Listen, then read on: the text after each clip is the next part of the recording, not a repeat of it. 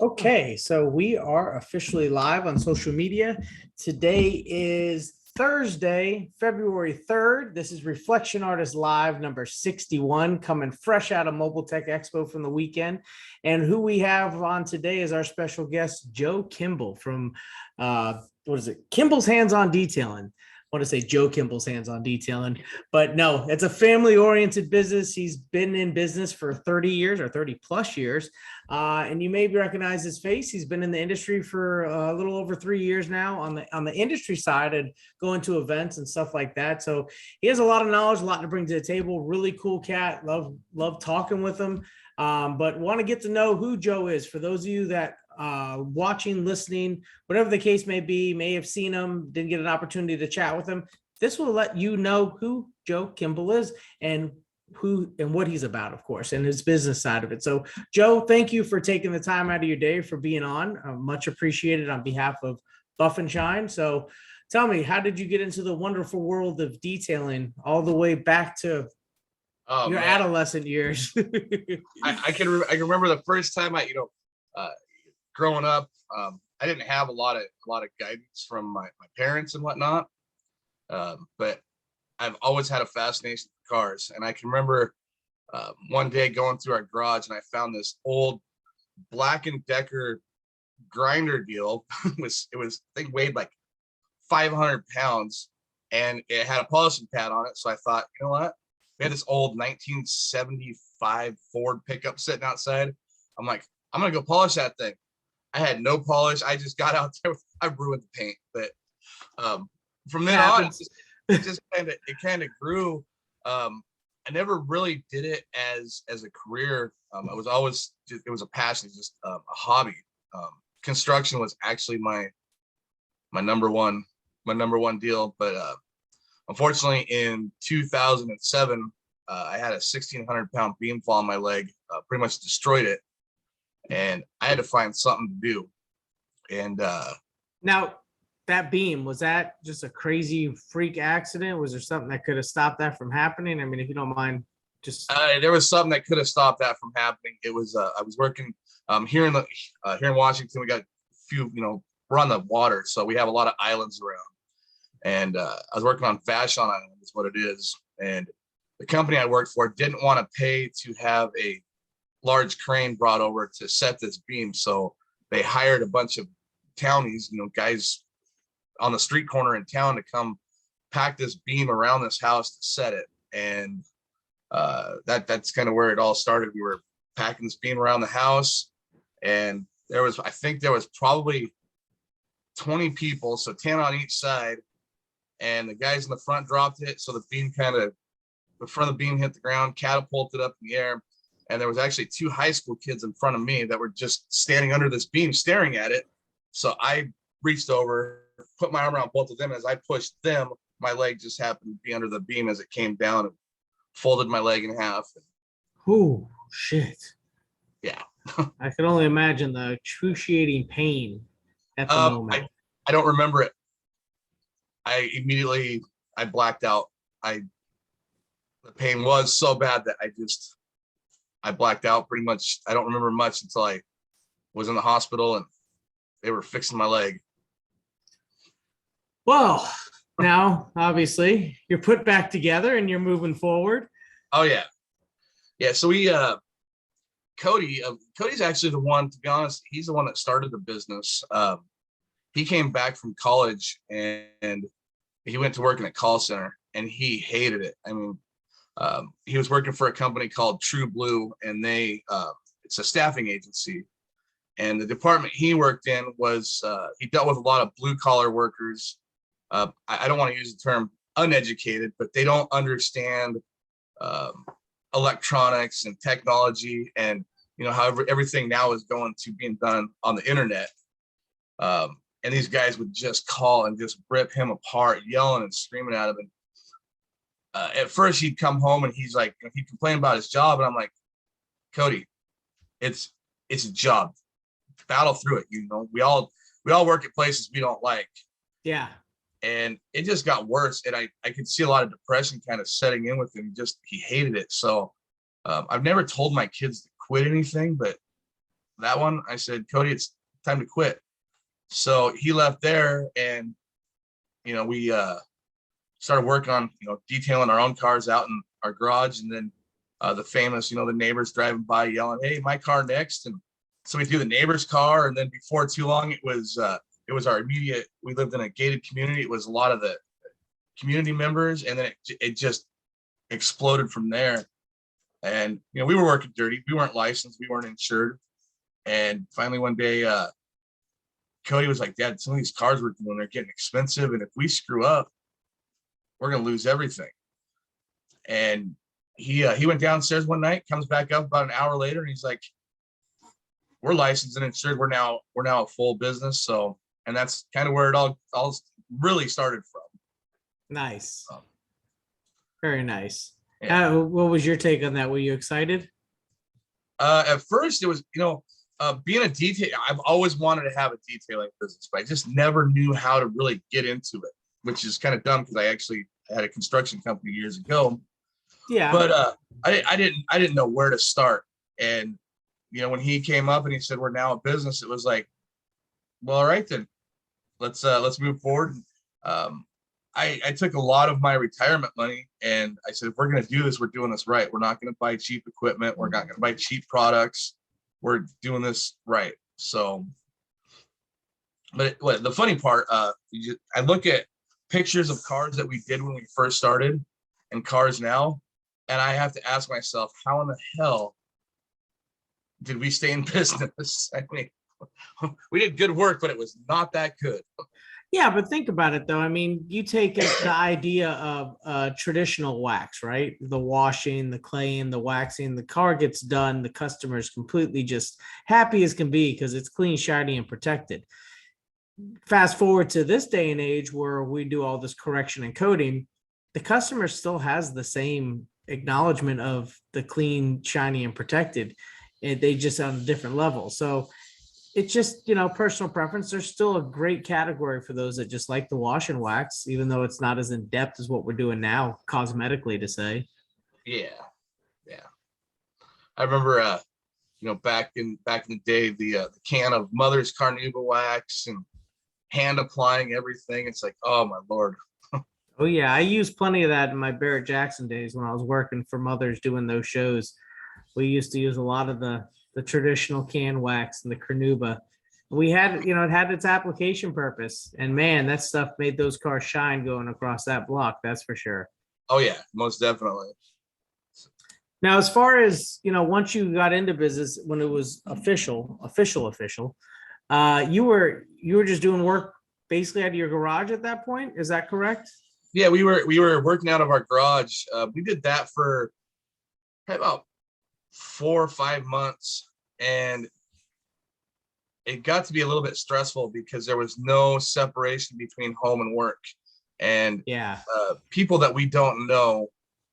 I mean, I have an open door policy. I don't care who you are. If you need a place to go, place to warm up, and my door is always open. But it just got to be monotonous where I'm like, I need that separation from home and work. So we opted to buy a 16-foot enclosed trailer. Again, I'm one of those, I'm go big or go home, right? Bought this trailer. We literally had 4 of everything. We had 4 vacuums, 4 generators, 4 pressure washers. I mean, every product that we used was in that trailer. I mean, we're dragging this 12,000-pound trailer around daily. Because I was like, if something breaks, we have to have backup. And yeah. I didn't want to be that guy that, oh crap, I got to unhook the trailer, run to Griot's or something and pick up product because we're out. So we carried everything. And Nice. After about 4 months of being in the working out of the trailer, I realized one day, when you're behind that windshield, you're not making money. No. And the plan of, we'll be in Gig Harbor on Monday, we'll be in Port Orchard Tuesdays, we'll be in Tacoma Wednesdays, that never worked out because people were all over the place. So I decided one day, I said, Kody, man, we need to find a shop. We need a brick and mortar. So I happened to be on Craigslist and I see Gig Harbor detail shop for sale. And So I'm reading the whole article, and I get down on the bottom and it says 6755 Kimball Drive. I was like, that is a sign we are going to look at this. So Damn. it worked out perfect. Everybody thinks that we named our business after the street, and it's like, no, that's our family name. So, but we've been there. We're going Same spelling and everything with two Same. L's at the end. Same exact spelling and everything. Wow, ain't that something? Oh yeah. So we jumped on that. The owner of the building, first he wanted to do like a 2-year lease, and I said, no, I want a 15-year lease. I want to show you how serious we are. So they jumped on it, and the rest is kind of history. We've been there. We're actually going into our 3rd year in the shop. Very cool. Yeah. Very cool. How do you like the shop setting? I love it, but I've realized we've outgrown our shop so fast that we're now trying to find a second location. What is the square footage of your existing one? About 1,400 square feet. Gotcha. That makes sense. We got the exterior bay, which is the one that's got my big light tunnel and everything in it. And then we got the interior bay right next to it. And then outside there's 4, I think they're like 12 by 20 metal canopies that are all lit up. And our team works in there. So. And that's the thing, right? When you have a team, it's when you're at that 1,500 to 2,500 mark for square footage, that's your solo or have, 1 or 2 guys. But when you start to really grow, and the growing pains, right? That's where you start to experience like, whoa, I needed this space and I'm glad I'm here, but I need more space now. We need to get more in, flow of revenue coming in. By doing that, we need more vehicles, more space. So, and especially if you have the demand and people are like, yeah, I want to get in. You're like, well, I'm like 3 weeks out, 5 weeks out. Then it's like, ooh. We finally brought in between the contractors and our regular team, we have about 22 people that work for us. Oh, damn. So, keeping them busy, making sure everybody's got a place to work. We just went to 6 days a week. So I work Monday through Friday running the shop. Kody works Tuesday through Saturday. Now, when I say, I don't work Saturdays, I'm usually there just because I love being there. I love our clients. I love interacting with people. So I'm the same way. But the ultimate goal, as we've been growing is we want to be a one-stop shop, and meaning you want a regular detail, you want paint correction, you want ceramic coating, you want wheels, tires, lifts, amp running boards, tonneau covers. We want that one-stop shop, come in just because it's so much easier. I'm sure you've seen it when people come in and they'll ask you, hey, do you know where I can get this done? It's like, well, we'll do it all right here. Yeah, so that's what we created over time as well, is doing from the detailing to diving into full retail storefront, PPF, window tint, because it just all complemented each other. Instead of having to refer it out to this person or that person, we kept it in-house and kept the money. Yep, that's it. At the end of the day, it's all about, I hate to put it this way, it is about the money. It's about providing a life, for Joey here, providing a good life for my whole family. This is not something I intend on doing the rest of my life. I say I'm old, I'm 46, but I want to retire soon, and I want these guys to be taken care of. So no, that makes sense. And that's what it is, right? You're still offering premium work with integrity, but the client and then the thing that establishes that relationship to get those services done is the transaction. And that's just currency. And they're exchanging, their trust and their vehicle and everything that goes with that for your time to do the work with integrity at a premium level. So in order to make that happen, the currency of money is what makes the transaction, right? Yeah, exactly. So, and it's hard because it's like, you don't want to say, yeah, it's about the money, like you just pointed out, because there's some people like, oh, it's all about the money, huh? And it's like, it becomes weird and sticky. And it's like, no, that's not what we meant. Yeah, exactly. That's not what we meant. It may have sounded that way, but that's not how we meant to come off. So with, your growth and your first show. Your first show, you told me earlier, that was SEMA, correct? SEMA 2019. Yep. Yep. And I so believe how that's was right. that for you? That was extremely overwhelming. So I'll go back a bit before SEMA. I used to have a big old Dodge Mega Cab, and I was on a Facebook group one day, and this guy pops up talking about mega cabs and getting them ceramic coated and everything. And so I sent him a message, and it was actually Anthony Pereira, of all people, my brother Anthony. Yep. And I thought, I'm talking to some other, mega cab owner. Come to find out he was a detailer. So when we started talking about going to SEMA, he said, "Hey, let's get a room and let's share and everything." So Kody and I and Anthony and I can't remember who else, we shared a room. The first time I ever met him was in person, was at SEMA. And so we get into the show, and man, he's like all over the place. "Hey, let me introduce you to this person, this person." I mean, he introduced you to us, quite a few I remember people. that. Yeah, and it was overwhelming. I remember going down. The one person I really truly wanted to meet was Rennie Doyle. I've followed him for many years, and every time I'd see him, I turn into a giddy schoolgirl. Man, there he is! So excited. But I never had a chance to talk to him because, man, that guy is like, he's at this podcast and he's over at this booth at this podcast. Like Diane says, you can't walk 5 feet without, Rennie introducing himself to somebody and chatting. So I didn't get to meet him. I actually didn't get to meet him in person until it was this year down at Oscar's shop in California. He came, we got to hang out. So very cool. But SEMA was definitely an opportunity that it changed the whole direction of our company. It changed how we ran things, how we interacted with clientele. So would you say then that, investing in yourself to go to shows, right?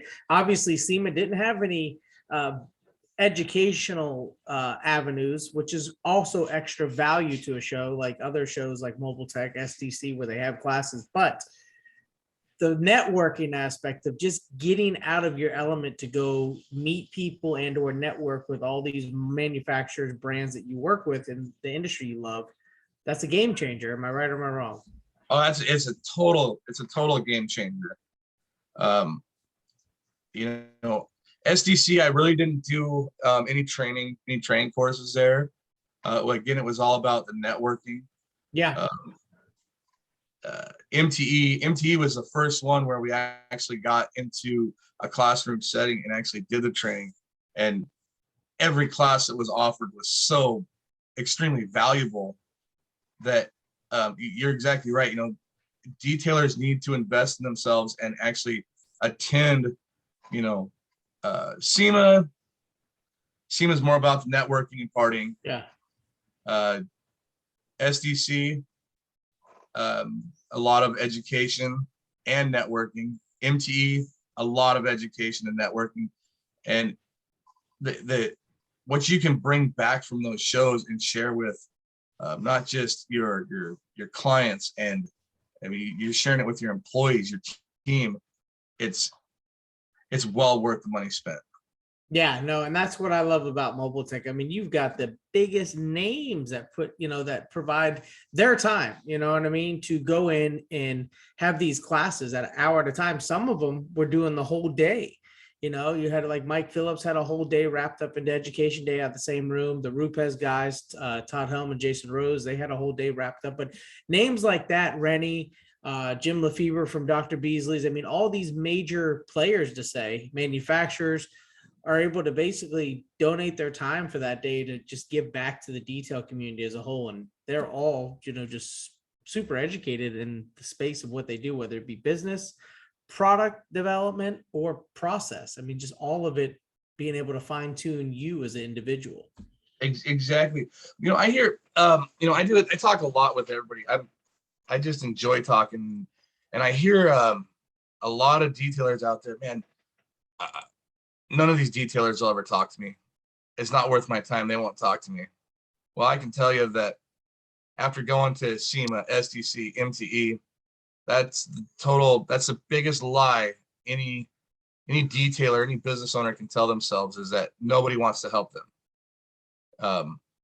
You MTE, I mean, you walk 5 feet, you talk to people, you hand your card out, come over and talk to like you at the Buff and Shine booth, of all the guys at PNS, any of the booths, you just start talking to people. Everybody is willing to help. And guess what? You paid for that. You paid for your travel, and your ticket was, I don't remember, Kody bought them $100 and some. The value in the information that we brought back well exceeds that $100 and some for our ticket in. And you've got guys that make excuses not to go, that Mobile Tech's right in their backyard. Oh yeah. You know what I mean? There's so many detailers that would love and wish to have Mobile Tech in their backyard. But to your point too, them saying that they can't talk to these other guys, that is BS, bold lie. That is just them not putting themselves forward and having they're introverts. So maybe they just don't have where they can force themselves to go talk to these people. You know what I mean? And that's, they can't do nothing but blame themselves, but instead it becomes an excuse. If you ask me, it's an excuse because they make that up. They manifest that in their head. Oh, I can't talk to this person. It's like, no, you've got to get out of your shell and go introduce yourself. It's like seeing as you're in high school or in your 20s, when you got that girl that you've got this crush on. Every guy knows that it's always the hardest thing to go talk to that girl, right? You've got to get out of your shell to finally go over to and break the ice. It's the same thing with, the status that you put some of these individuals at in your head. You've got to break the ice and go talk to them. And then you realize, like you have, Joe, these people are real people. They'll talk to you. They'll help you. They'll do all sorts of things for you. You just got to get that manifested idea out of your head that they're not. Oh, exactly. I mean, I'll use you for example. How many times have I texted you or called you with a question that I need an answer? I mean, you may not be readily available at that moment in time, but you always return my call. You always return my text. And I found that with just about every detailer. I make sure when we go to any of these shows, I have a full box of cards.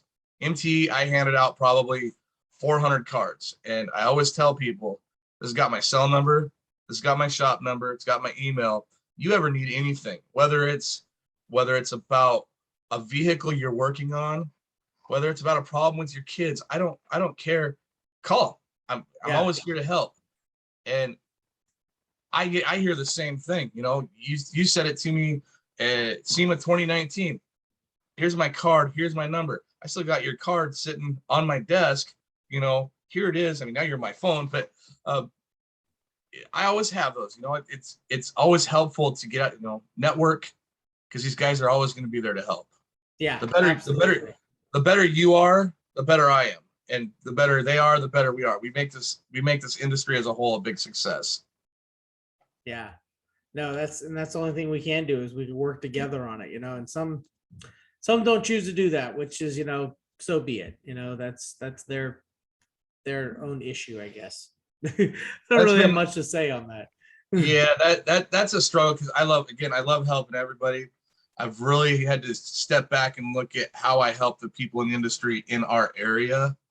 It's not that I don't want to help them, but yeah, we've had our issues, Well, the bigger you get, so does the bigger the target gets, right?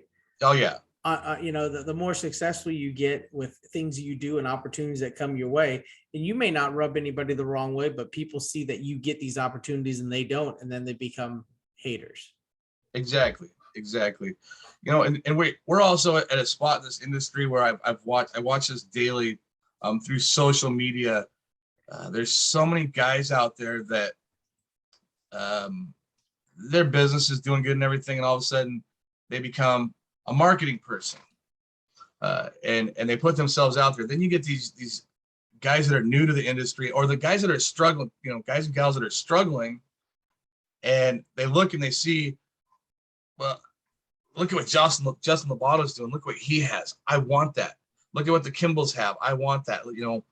And instead of putting the time and slowing down and putting the time in and truly learning, Now they're paying these marketing companies thousands of dollars a month to market them, but they don't have the skill set. They don't have the knowledge to back up their marketing. And I watch that daily. So I really make sure when it's, there's people out there that want help. I'll help anybody and everybody. But when I really put myself out there on a long-term basis to help somebody, I take the time to get to know them and find out their intentions. Yeah, no, you have to, because this day and age, that's the thing, is that people aren't just sticking to what they know. They're thinking outside the box, which is good, but they're trying things that they have no business doing. And it's a fake it till you make it kind of thing. And it's like, no, that just ain't gonna fly. It's like, you're either good at what you do and you offer it, or just don't do it at all. Or don't claim to be 10 steps ahead when you're on step 2. I guys that I do consult, folks I do consulting with and everything, I always tell them, market what you know, but continue to learn what you want to do until you get that down where you are 100% confident with it, and then start marketing that and jump into that area.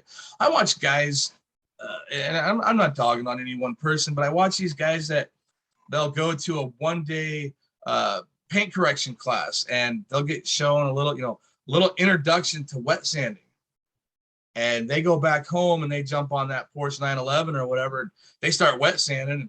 Next thing you know, that car is now in the shop getting fixed.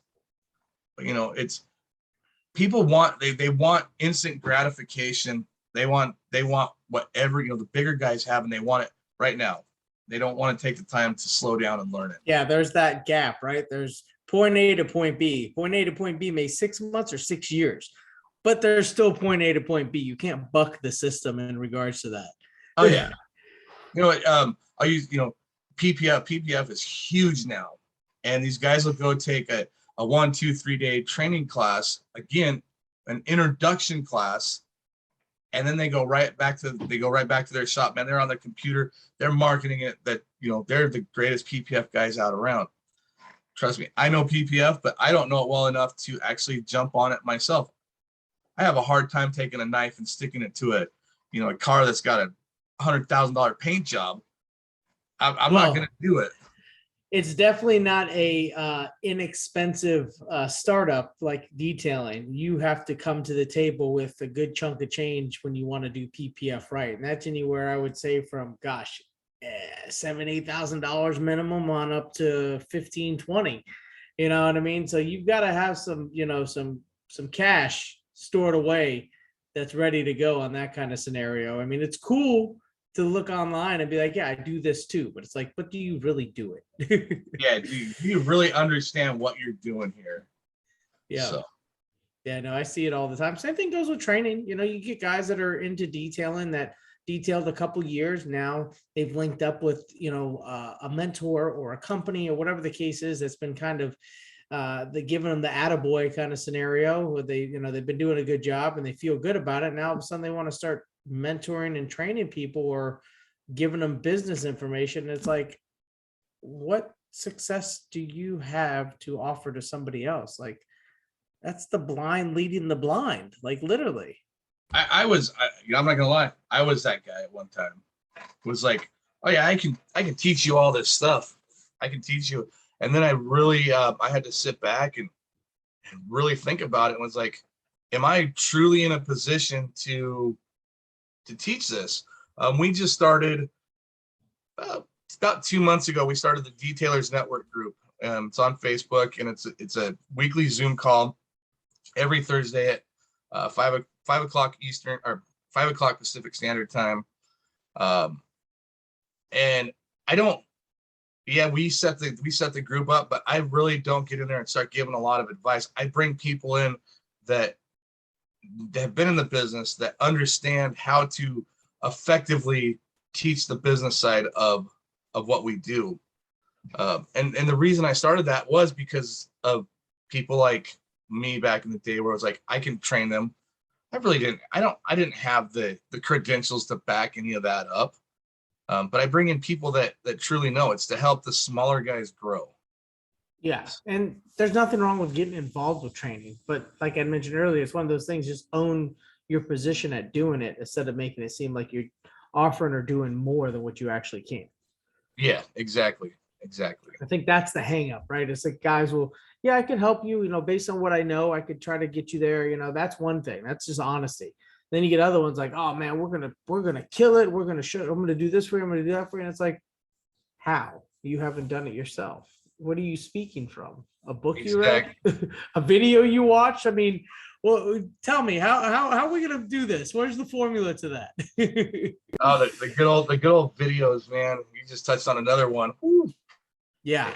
Everybody's on YouTube. Everybody's on Facebook videos, and I dig what they're doing, sharing the work that they do and how they do it. But there was a guy. It's been probably about 3.5 years ago. I was online and on one of the detailers groups, and he's like, "Man, I found the best wheel cleaner in the world," and he's working on a GT3 RS, and he's with carbon ceramic brakes, and he is dousing them with wheel acid. Ooh. And I was like, I didn't call him out on the post, but I sent him a message. I said, hey, do you understand why this is not a good product to use? And so I educated him, and I pretty much got the middle finger. But I was like, hey, I explained it to him. It will come back, and things like that will catch up with you. Yeah, no, for sure. And it's all right. Live and learn, right? Live and learn. But they put those videos out there, and for the newer guys, it's hard to decipher between what is the proper way and what's not the proper way. So all of a sudden they're like, oh, great. They go buy a 5-gallon bucket of wheel acid, and now they're using it on every car. Well, it becomes brand driven, right? They're looking for a little bit of notoriety from the brand, maybe, or within the industry, because they see this kind of thing happening. And it basically comes down to, it should be a video about a problem and a solution. Right. And the brand being, secondary to that. And that's unfortunately that's flipped around. You know what I mean? The problem and solution becomes shadowed over with the brand and putting that forward and being like, look, you know what I mean? So yeah, it's okay. It's one of those things that people mature in business, right? People mature in what they do. And it's sometimes people have to go through that to understand what they're doing wrong in order to get right. Yep. Now, what's your daily routine like at the shop there? You said you got those employees and everything going on. So you do a lot of paint correction and coatings, I take it? We do. We average 3 to 5 ceramic coatings a week. Nice. So pretty much, I mean, we get up early. We open up at 8 o'clock. We used to open up at 7, but I was like, okay, this is getting too much. Not a lot of people are showing up at 7 a.m. But we get to the shop. We have the whiteboard up, with every job laid out. Kody or I get up there. We do put a target time that we'd like to see them get the job done. Everything's laid out. Our team, I mean, they're phenomenal. They come in, they go right to work. There's no questions asked. But my wife, she runs the office now, which is good. Sometimes I love working with my family, but we live together. We drive to work together. We work together. We drive home together. Sometimes we need that separation, but no, we stay pretty busy continually from 8 o'clock until we close the doors at 5. Nice. And that's Monday through Saturday, correct? Yeah. So Monday through Thursdays we're 8 to 5. Fridays we're 8 to 3, just because well, how traffic is on Friday nights, and I want my team to actually get home and enjoy their family on a Friday night. Not have to rush home to get a shower to go to dinner or go to the movies. I want them to get out of there early and go enjoy their weekend. And then Saturdays, we literally just started Saturdays the first week of December, and Saturdays are from 9 to 5, but it's not a 100% set time. It's when the jobs are done, I let everybody go enjoy the rest of their weekend. Nice. Yeah, I did Saturdays for years. I was doing Monday through Saturday. My first 5-6 years of being in business, didn't skip a beat, wasn't a thing to me. And then after, learning that you shouldn't work that hard and take time off, that's when I started doing every other Saturday. And then about 2015 ish, I dropped Saturdays off completely. Then of course I go and expand and we're open Saturdays again, but I'm not here. The Saturdays, which works for us, is we're 9 to 4 versus 8 to 5. And then we do just the window tint and the retail side on Saturdays. Everything else is Monday through Friday. So I don't have to be here, excuse me. And it works out well to where I can still have my weekends. But when we started that way, the first 2 months of the expansion, I was here every Saturday to make sure everything flowed nicely. So the sacrifice for the reward, right? Oh yeah. Rennie, we were talking one day. He's like, "Why do you work Saturdays?" I'm trying to build a business. He's like, "There's no reason to work Saturdays. You work your Monday through Friday," and I 100% agree to him. And I want to get to that point where it's like, I'm not going to work 6 days a week. I don't have to work 6 days a week, but our schedule fills up so fast that we had to add that extra day, so we're not 2, 3, 4 months out. Since we got into our shop, we were literally at a minimum 3.5 months out for 2.5 years. Wow. And people still booked with us, but we lost a lot of potential clients because we were booked out so far.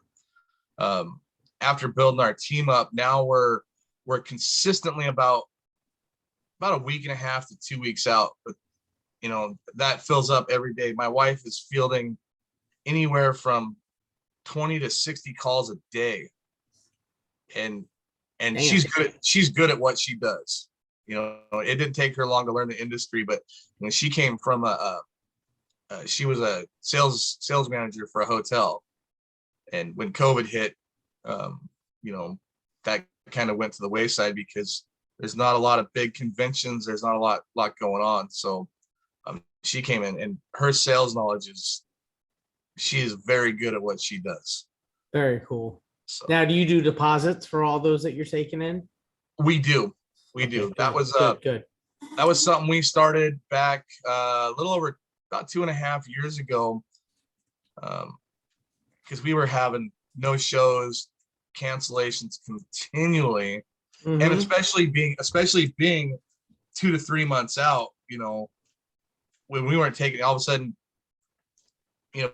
for every customer that books a job, at a time, you could potentially lose 5 to 10 customers because that's time slot's taken. So we initiated for jobs up to, I think, $400, it's a $50 deposit, non-refundable within 48 hours of their appointment. If they have to reschedule, we'll reschedule it. Now, I'm a realist. I get things come up, so I'll give everybody the opportunity one time to take that deposit and move it forward, because I can fill that time slot. We can have somebody there within a half hour. But our no shows and cancellations dropped to less than 0.1% after initiating deposits. Makes a world of a difference. It does, and it weeds out the people that aren't serious about getting the job done. Oh, so many people will call and book. And if you're not getting a deposit, they'll call and book. Then they'll call the next person and book with them because their price was $10 less. Oh yeah. And that's what they're judging it on as cost. So now they don't even respect to call you back to get off the schedule. Instead, you're like, all right, next week, Monday comes. Where's this dude at? Yep. Yeah. And I'll tell you, I gotta be honest, the worst people that do the no calls, no shows are other business owners. And you would think that they understand the implications of not showing up. Damn. I've found that's always the worst is a lot of other business owners are the ones that just don't show up. Those are the ones you got to give the most shit to and be real with. Oh, regular consumers and customers, you got to be, you got to play the nice guy and smile. But other business owners, really, you know what I mean? It's like, you got to use something as an example of what they do in their business so they can kind of get the perspective and understand. And then they're like, oh, sorry, dude. Like, what do you mean sorry? I still don't have no money. I still lost out on that, that whole Yeah. time. And I'm still paying my team to be out standing on the shop floor waiting for a job. That Yeah. $50 doesn't really cover a whole lot, but I mean, two people, that's going to cover their wages for the hour till we can get another job in. Yeah. Yeah, no, for sure. I do the same thing. I do anything over 500. I do 20%, anything less, I do $50 flat rate. And like you said, the non-refundable aspect, I'm pretty lenient about that. I mean, it should be, but very, very worst case, if I have to, I will. I'll do a little bit of a charge back. I'll subtract 20% based on time. Also, if it's a credit card or something like that, and it was a month before, there's fees, right? You've already paid taxes on that moving forward. So I'm not going to get hit with that because of their poor planning. So that's why I do the 20% chargeback. But if they no call, no show once, I'll give them one freebie. I'll let them schedule again. But if they no call, no show again, I'm not giving them their money back, and they have to pay in full in order to get back on my schedule. Because at that that there's no tolerance for that. That's exactly right. Disrespectful. It is. It is. Like I said, for when that person booked that time slot, we just lost a potential of 10 clients because they wanted that time slot.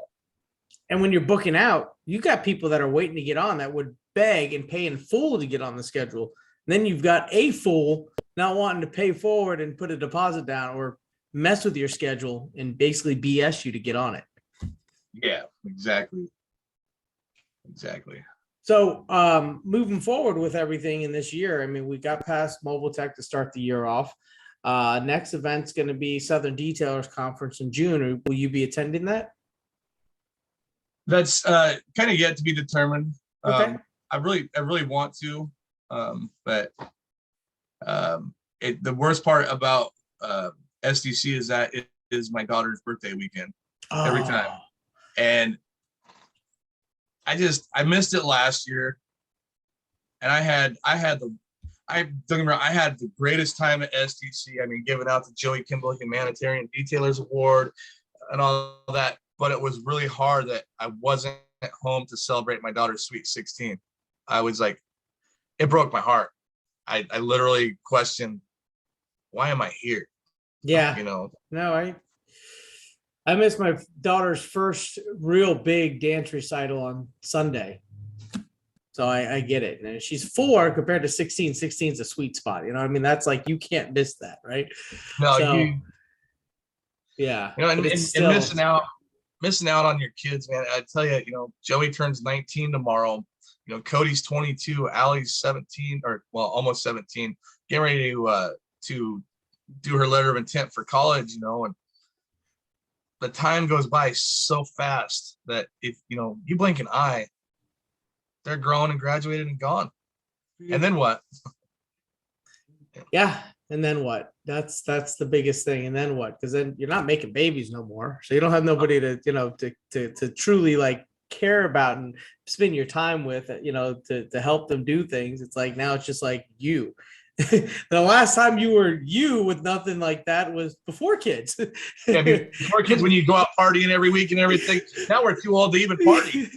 Much younger version of you when you were solo before the kids. So it's like, you can't do those things. So yeah, it's a catch-22. But well, if you do decide to, the good thing is I know that it's always been a detailers kind of event where it's for detailers by detailers. But from what I understand, the same people who set up and break down for Mobile-TEC are also doing that for Southern Detailers Conference. So it tends to, with them, they're super organized, as you've seen this past weekend with Mobile-TEC Expo.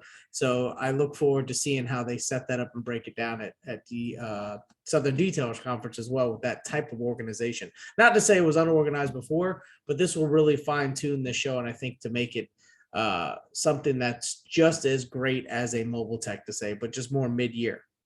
Yeah. Not talking anything bad about SDC. It just needed more promoting to the detailers. There was a lot of vendors there, which was great. I mean, it was so much fun. But it would definitely be interesting. And like you said, Mobile-TEC, I was blown away. I mean, we pulled up. It was like, here's your time slot. You get in your booth, get it set up.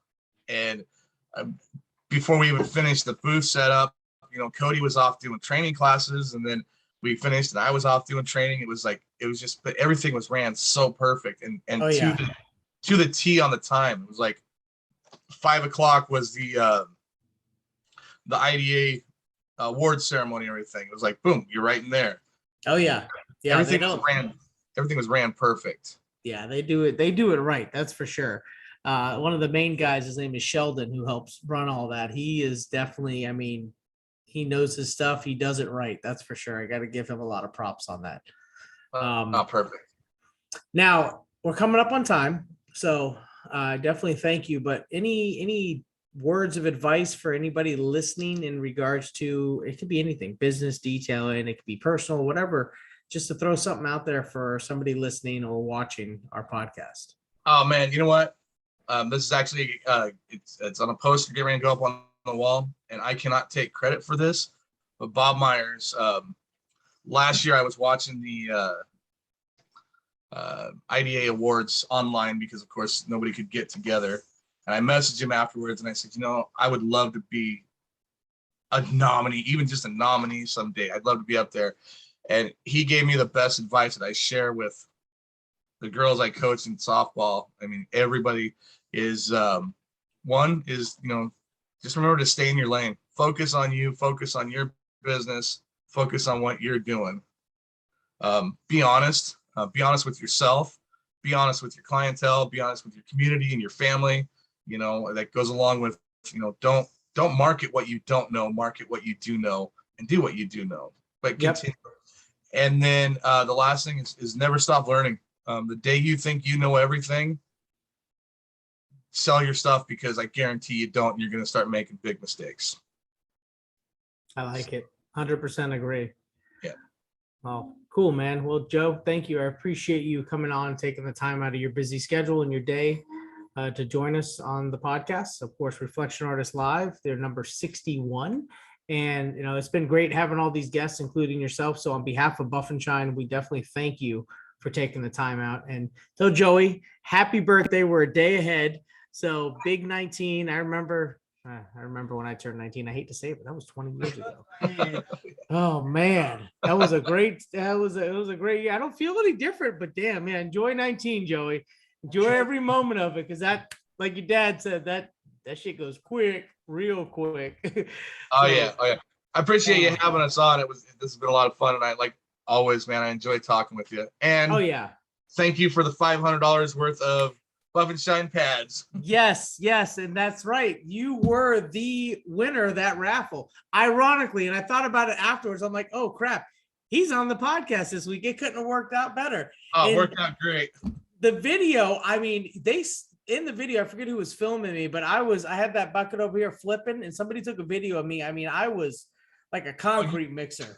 I was flipping through it, and the one that I pulled out, the first one, I feel so bad because I think he's part of the group with the Details Network and Rennie's group and the Detail Mafia, but he wasn't there. And so that shows there's no favoritism. So when I went in, I pulled yours and I saw you, I was like, oh my gosh, this is awesome. I had to laugh because all I heard, you had the card and you slammed it down and you go, all I heard was Nick. I didn't hear the whole thing. I turned around like, oh crap. And everybody's like, dude. And I turn around, you're holding my card up, and I'm like, oh no shit. Yeah, it's Saint Nick. Saint Nick won it. So, oh yeah. Well, because your face of that picture that you have in there, I mean, it is like a old school glamour shot. You remember those? But it's like, it's so done well that it literally it reminds me of Santa Claus. I'll be honest with you. You have the image that like when it comes Christmas time, I might need to have a call with you and my daughter doing some FaceTime to make her think I know Santa Claus. So I did that this year, man, for probably 4 hours on Christmas Eve. It was calling up, FaceTiming with the kids, and their faces were just they glow. Raymond Evans, he's in your backyard, correct? Yeah. I know, Ray. Absolutely. Yeah, I called his daughter, and her face just. I think he made a post about that. Now that you say that, yeah. Yeah, she was blown away. He's like, bro, she went right to bed. He's like, you called her, and then you did the live night before Christmas, and he goes, she literally went right to sleep. He goes, that never happens. That changes a kid's life to the means that we would never understand. You know what I mean? Unless we've experienced that, right, as kids. But that I know it leaves a memory that's imprinted forever. Exactly. It's so awesome. Well, Joe, hey, congratulations again, everybody. If you don't know, at Mobile Tech, Buff and Shine, we had to be at the booth. We did a raffle. Everybody dropped off their card the 2 days that they were there. The raffle was at 3. Joe Kimball ended up winning it, $500 worth of Buff and Shine pads. We don't play around. It's a go big or go home kind of scenario. And we like to make sure that people are well taken care of at Buff and Shine. And that's what we did with Joe. Exactly. So thanks again, Joe. I'm going to let you go. I got to get back to it as well. So appreciate it. Thanks for having us. Absolutely. No. And again, happy birthday, Joey. We'll talk to you guys later. Later. Bye.